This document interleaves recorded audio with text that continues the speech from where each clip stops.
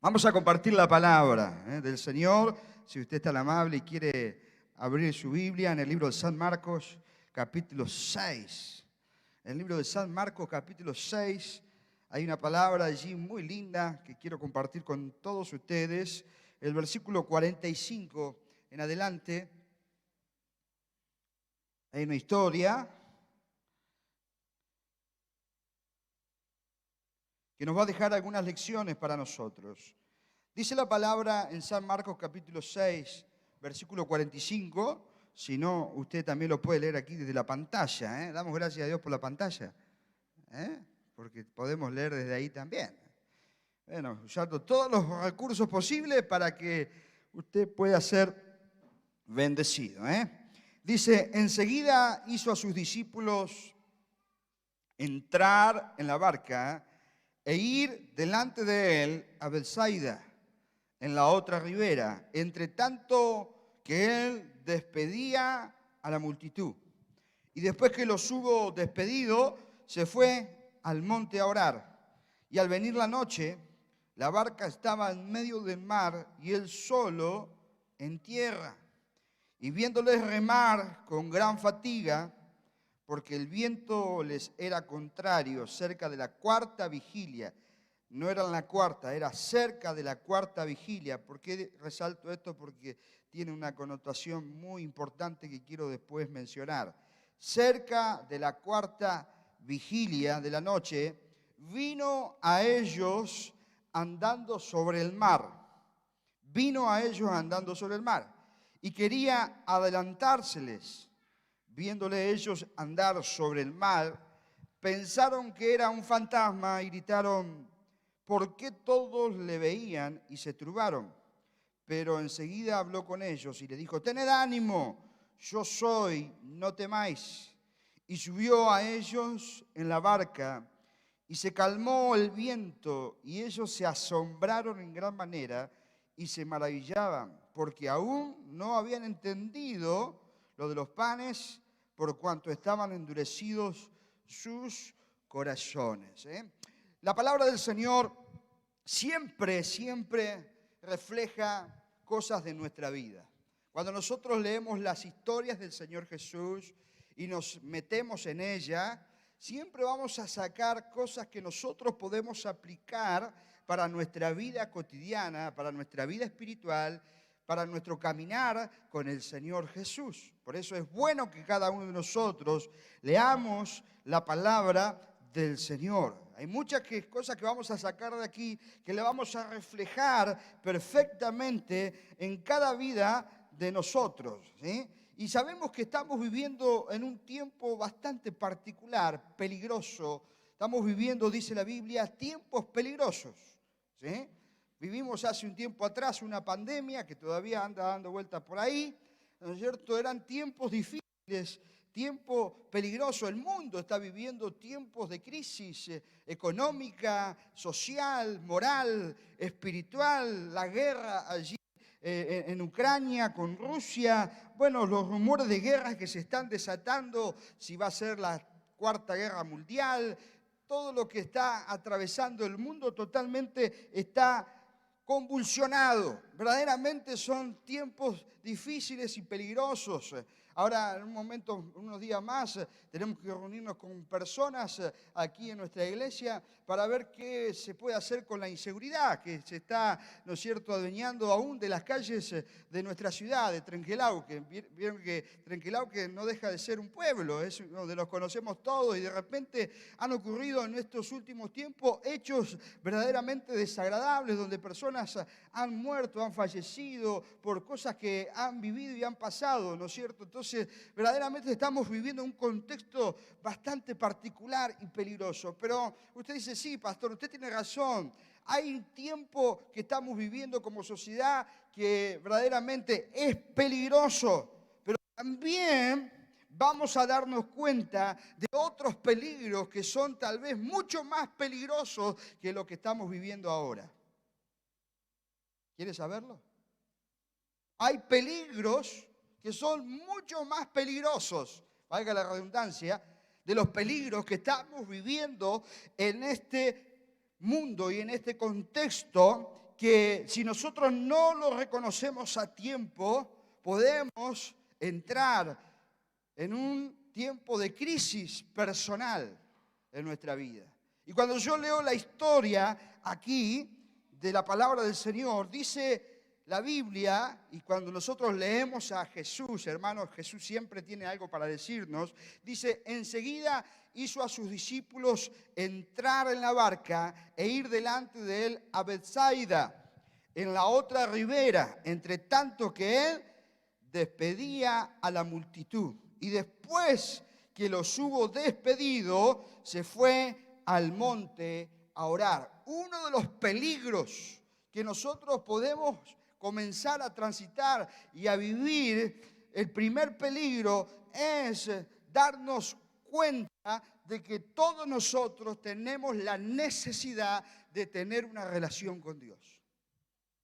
Y eso Jesús lo sabía bien.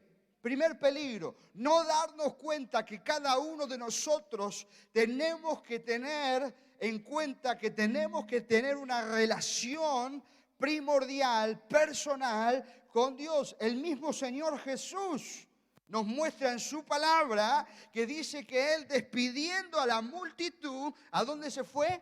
A orar, aún a sus propios discípulos. Dice que los dejó, le dijo, vayan ustedes adelante mío, que yo los voy a alcanzar. ¿Sí? Y despedida la multitud, dice que Él fue al monte a orar. Y si nosotros podemos recoger el guante aquí de lo que el Señor nos está queriendo decir a nosotros, que hay muchas cosas que nosotros tenemos que despedir. Porque tal vez no estamos rodeados de personas como estaba el Señor Jesús. Mire que el Señor Jesús amaba a la gente. El Señor Jesús se daba por la gente, vivía por la gente, sanaba a los enfermos, libertaba a los endemoniados, hacía todo lo que tenía que hacer por la gente, le enseñaba a la gente, le predicaba a la gente, aún estaba y pasaba horas con sus discípulos, pero cuando llegaba el momento de ir a encontrarse con Dios, ¿qué hacía el Señor? Los despedía. Váyanse ustedes, despedía a la multitud y iba a pasar tiempo con Dios. Porque muchas veces lo urgente nos hace perder de vista lo importante. Y claro que lo urgente era que el Señor tenía que seguir sanando a los enfermos. Claro que lo urgente era que el Señor tenía que seguir atendiendo a sus discípulos y tenía que seguir enseñándolos y formándoles en su carácter. Claro que lo urgente era escuchar a aquellas personas que tal vez tenían problemas en la familia, problemas en el hogar, problemas de salud, problemas de esto. Estaba el Señor rodeado de gente, por lo cual estaba rodeado también de problemas. Y seguramente tenía que prestar el oído a cada uno, pero el Señor no le quitó importancia a la hora de ir a orar con Dios, de ir a buscar al Señor. Por eso, hermanos queridos, que lo urgente que muchas veces nosotros pensamos que es importante, no nos robe la importancia de ir a buscar a Dios. Porque ese es un peligro que en este tiempo está viviendo muchos cristianos y muchas familias que se preocupan tanto por lo urgente que descuidan lo importante. Y lo importante es en este tiempo buscar a Dios. ¿Cuántos dicen amén a esto? ¿Están de acuerdo conmigo? Es lo que nos dice la palabra. Jesús estaba rodeado, pero dijo, los despidió, dijo, bueno, Jesús despidió a la multitud y luego se fue al monte a orar, a estar con su Padre. Y nosotros vivimos en medio de una multitud de quehaceres en el hogar. No, yo no tengo tiempo, pastor, para orar porque tengo que levantarme temprano, tengo que levantar el chico para ir a la escuela, tengo que hacer la cocina, tengo que estudiar, tengo que lavar los platos, tengo que hacer aquello, lo otro, lo cotidiano de la vida, que todo lo que todo ser humano vive es lo urgente que tenemos que hacer, pero muchas veces descuidamos lo importante, que es tener una relación con el Señor. Porque cuando yo comienzo a tener una relación verdaderamente con el Señor, hermanos, lo sobrenatural comienza a suceder. ¿Cuántos dicen gloria a Dios por él? El Señor dice que comenzó a caminar sobre las aguas. ¿Por qué? Porque el Señor tenía una relación con el Padre. Si querés comenzar a vivir lo sobrenatural en tu casa, en tu vida, en tu economía, en tu salud, es hora de buscar lo importante que es una relación con Dios. Por eso muchas veces estamos no rodeados de multitud de gente, sino de los quehaceres del hogar, del trabajo, de lo virtual, de las reuniones, de las noticias, de las redes sociales. Y estamos viviendo en la multitud, inevitablemente trae a nuestra vida un desgaste. Y hay muchas personas que se sienten de esta manera, desgastadas por todo lo cotidiano de la vida. Se sienten desganados, se sienten desanimados, porque toda esta multitud de cosas hace que no podamos ver y anhelar lo importante en nosotros, que es a Dios. ¿Cuántos de los que estamos aquí podemos decir, pastor, yo me siento desgastado porque voy para acá, voy para allá, trato de solucionar los problemas de mi mamá, de mi papá, de mi abuelo, de mi tío, de mi hijo, de esto, aquello, lo otro, y uno se siente espiritualmente y emocionalmente, va entrando en un desgaste emocional, psíquico y aún espiritual? ¿Por qué? Porque hemos descuidado lo importante. Imagínense a Jesús rodeado de personas todo el tiempo. Era verdaderamente un desgaste para Jesús, porque Jesús era 100% humano, pero era Dios, y aún siendo Dios, Él tenía la necesidad de ir a encontrarse con su Padre. Por eso a Jesús no le importaba tanto lo urgente, sino lo importante, porque si Él le daba importancia a lo importante, iba a poder resolver lo urgente. Es un juego de palabras, pero usted me entiende, ¿no? Por eso tenemos que buscar en este tiempo lo importante en nuestra vida, que es a Dios. Yo no sé si está en la misma sintonía que yo, dígame amén, por favor. Tenemos que buscar a Dios, iglesia, en este tiempo, personalmente. Hay cosas que son verdaderamente urgentes, que tenemos que resolver, pero no importantes. Jesús dice que despidió a la multitud y buscó un tiempo aparte para hablar con Dios, para fortalecerse en Él. Y la Biblia dice que nosotros vamos a recibir su fortaleza por medio de su palabra, por medio de la oración, por medio de su búsqueda. No va a haber nada en esta tierra que satisfaga tanto nuestro corazón como la presencia de Dios en nuestra vida. Por eso hay muchas personas que están desgastadas, cansadas, tristes, angustiadas, preocupadas, porque han olvidado lo importante. Y Jesús lo tenía bien en claro. Era hora de ir a buscar al Padre. Era hora de ir a buscar al Señor. Y dice la palabra, y al venir la noche, la barca estaba en medio del mar. ¿Dónde estaba la barca? En el medio del mar. Y él solo en la tierra. O sea, estaba solo. Era importante que él estuviera solo con el Señor. Y viéndoles remar, dice, con gran fatiga, porque el viento les era contrario, cerca de la cuarta vigilia de la noche, vino a ellos andando sobre el mar y quería adelantárseles, viéndole ellos andar sobre el mar, pensaron que era un fantasma y gritaron. Un fantasma, ¿no? El segundo peligro que nosotros corremos, el primero era no comprender y entender que es importante buscar a Dios. El segundo peligro es que entender que todos vamos a enfrentar situaciones que muchas veces se van a salir fuera de control. Todos vamos a enfrentar situaciones donde nosotros no vamos a poder hacer absolutamente nada para resolver lo que estamos viviendo y atravesando. Va a llegar un momento donde nosotros vamos a tener que decir, Señor, me entrego en tus manos porque ya no hay humanamente nada posible por hacer. Y eso fue lo que les pasó a los discípulos, estando viendo allí el Señor que estaban en medio de la noche. Estar en medio del mar en la noche es enfrentarse a un tiempo de incertidumbre y no saber qué va a pasar. Y mire si el mundo no está viviendo un tiempo de incertidumbre. Usted sale a la calle y habla con la gente y no se sabe lo que va a pasar. ¿Escuchó esa frase? En la Argentina no se sabe lo que va a pasar. ¿Sí? Con la economía no se sabe lo que va a pasar.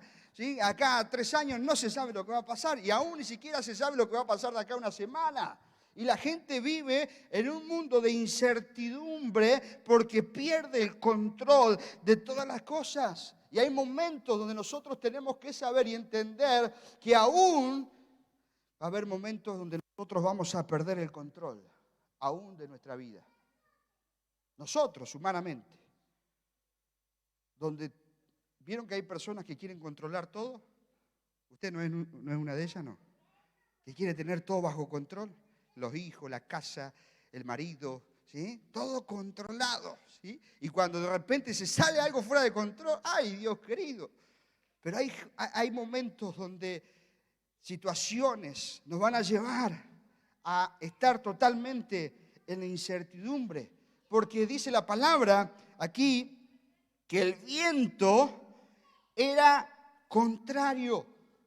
El viento era contrario a ellos y se le ponía muy difícil poder avanzar y poder remar e ir hacia adelante. Y hay muchos de los que estamos aquí que sentimos en esta noche que pareciera que estamos remando el dulce de leche, que no avanzamos, que estamos siempre en el mismo lugar, estamos siempre en la misma circunstancia, estamos siempre quedándonos en el mismo lugar porque los vientos son contrarios. Hay situaciones en nuestra vida que pareciera que duran años y estamos siempre remando y vemos que no avanzamos ni en lo económico, no avanzamos ni en lo espiritual, no avanzamos en lo emocional, no avanzamos en nada de eso porque pareciera que estamos con el viento en contra. Ahora, lo que me llama poderosamente la atención de este pasaje es que Jesús estaba viendo que ellos estaban remando. Y esto me enseña a mí que yo no tengo que dejar de remar. Dígale que está a su lado, no dejes de remar. Dígale con fe. No dejes de orar, no dejes de luchar, no dejes de batallar, no dejes de congregarte, no dejes de apostar por tu matrimonio, no dejes de orar por tus hijos, no dejes de remar por aquello que verdaderamente vale la pena. Aunque el viento se levante contrariamente, hermanos, Dios está permitiendo que aún nosotros sigamos remando. Pero hay una cosa así que Dios sabe, es que usted está remando. Dios está viendo el esfuerzo que tú estás haciendo. Aunque nadie lo ve, aunque nadie lo aprecia, aunque nadie lo valora, aunque nadie le dice lo que usted está haciendo, hermanos, hay alguien que sí lo está viendo y se llama el Señor Jesús. Dice la palabra que ellos estaban remando y ellos no sabían que Jesús los estaba viendo. Y a veces pareciera que estamos solos haciendo las cosas. Pareciera que tiramos solos del carro. Pero Dios en esta noche nos quiere animar con esta palabra. No dejes de remar, sigue esforzándote. Sigue luchando, sigue batallando. Y hay varios detalles que podemos encontrar. Es que Jesús estaba viendo a sus discípulos que estaban remando con fatiga. Nosotros tenemos que confiar. Nuestro Señor no es indiferente a lo que nosotros estamos viviendo, a lo que nosotros estamos pasando, porque el Señor los envió solo, pero no se olvidó de ellos. El Señor los envió al otro lado solos, pero no se olvidó de ellos. Y pareciera que todo esto que estamos viviendo, pareciera que Dios se olvidó de nosotros, porque nos envió solo. Pero Dios estaba allí mirando y prestando atención, cómo ellos estaban remando, cómo ellos estaban luchando, cómo ellos estaban esforzando. Y a veces la vida cristiana, mi querido hermano, Dios nos permite que vivamos ciertas situaciones contrarias como el viento para que nosotros podamos fortalecer nuestros músculos de la fe, nuestro músculo de la paciencia, nuestro músculo de la perseverancia, nuestro músculo del amor hacia las otras personas, porque pareciera que todo se viene en contra cuando nosotros nos ponemos a hacer cosas para el Señor. Pero es ahí donde el Señor muchas veces permite que el viento sea contrario para que sigamos remando y remando y remando. ¿Y por qué digo esto? Porque Jesús no los abandonó. No los dejó solos. Él vino a aquellos de una manera sobrenatural. Y aunque los vientos eran contrarios, puede detener el Señor el avance de cualquier viento que se levanta en contra de nosotros. Y me llama la atención esto. Porque Jesús estaba mirando y cómo ellos remaban, cómo ellos se esforzaban, cómo ellos querían llegar al otro lado donde el Señor les había dicho. Porque siempre que Dios nos dice algo para hacer, que tenemos que hacer, siempre lo tenemos que hacer con esfuerzo. Y Jesús estaba mirándolo. Y aunque Jesús estaba mirándolos, me llama la atención. ¿Qué es lo que pasa cuando todos nosotros somos padres, la mayoría, ¿no? Pero cuando uno de los hijos por ahí está corriendo y se cae, ¿qué hace un padre enseguida? Va corriendo y lo levanta, ¿no? Porque no quiere que se golpee, o ahí nomás está para consolarlo, ¿sí? Y ahí Dios los estaba mirando cómo ellos remaban, pero lo interesante es que Jesús a ellos fue, dice la palabra, andando, caminando. Y si fuera Pedro o alguno de los que estuvieran ahí en la barca, Señor, metele pilas porque nos estamos cansando ya. Hace mucho tiempo que estamos remando. Y a mí me lleva a pensar de que esto a nosotros nos forma en la paciencia. Porque el Señor va a llegar cuando tenga que llegar a nuestra necesidad. ¿Cuántos dicen amén?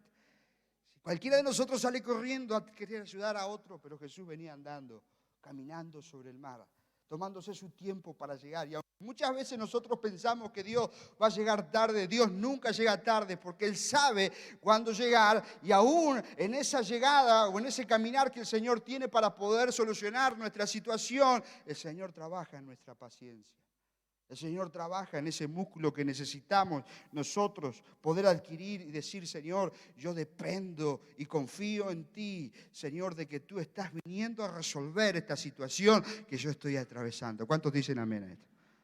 Hermano, no te desesperes, porque tal vez estás remando, pero Dios está viendo, porque Él quiere seguir fortaleciendo tu confianza plenamente en Él. Y dice la palabra allí, para terminar, que Jesús vino cerca de la cuarta vigilia de la noche. Los judíos tenían separada la noche en 4 vigilias, de 6 a 9, de 9 a 12, ¿sí? De 12 a 3 y de 3 a 6 de la mañana.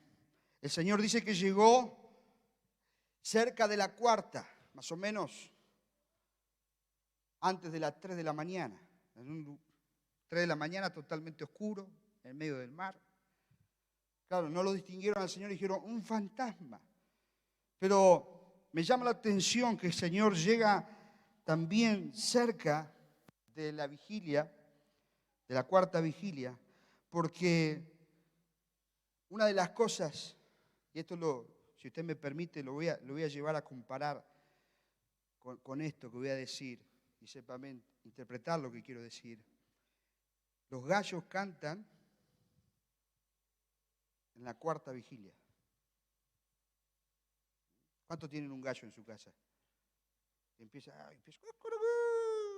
Comienza a cantar, ¿no? Aquellos que son hombres de campo entienden que entre las 4 o antes, tal vez 5 o 6 de la mañana, ya comienza a cantar. ¿Quién? El gallo. Ahora tenemos celulares, ¿no? Tenemos para que nos despierten. Pero antes era así, el gallo cantaba en la cuarta vigilia de la noche. Pero Jesús llegó antes de la cuarta vigilia de la noche.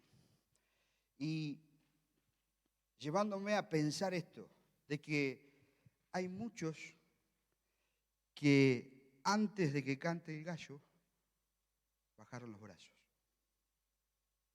Negaron al Señor, como Pedro. Antes de que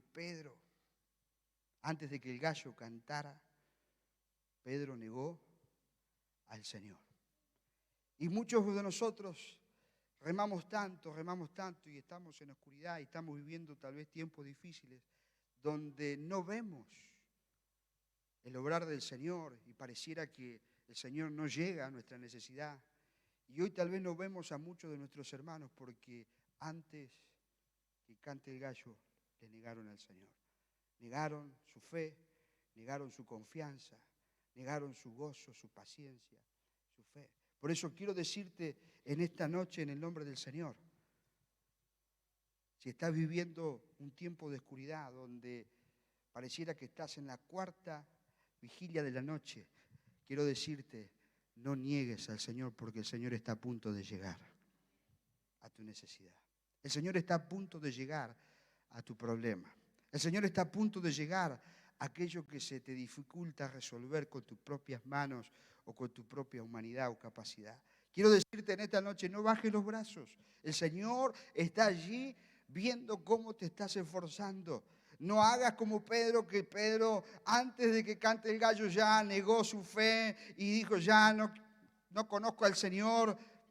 Hermanos, no perdamos la paciencia. El Señor va a obrar en nuestra necesidad. ¿Cuántos lo creen en esta noche? Señor.